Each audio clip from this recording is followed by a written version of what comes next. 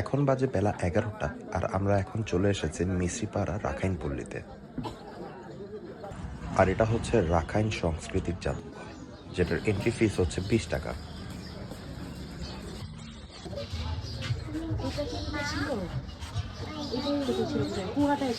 হ্যাঁ,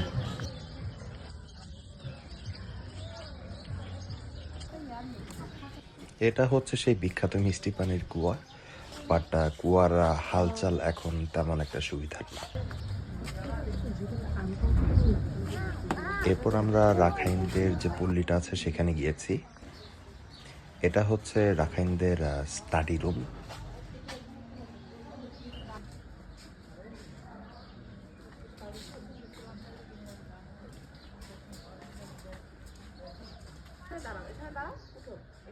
আর এখানে কিছু ভাস্কর্যের মতো আছে। মা চলো, আর ওপরে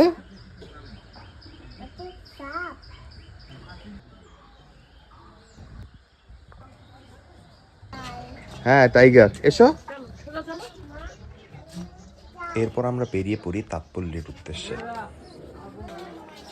সত্যি বলতে এই জায়গাটা আহামরি তেমন একটা কিছু না, বাট যদি হাতে যথেষ্ট সময় থেকে থাকে তাহলে নতুন অভিজ্ঞতার জন্য এই জায়গাটা ঘুরে দেখা যেতে পারে।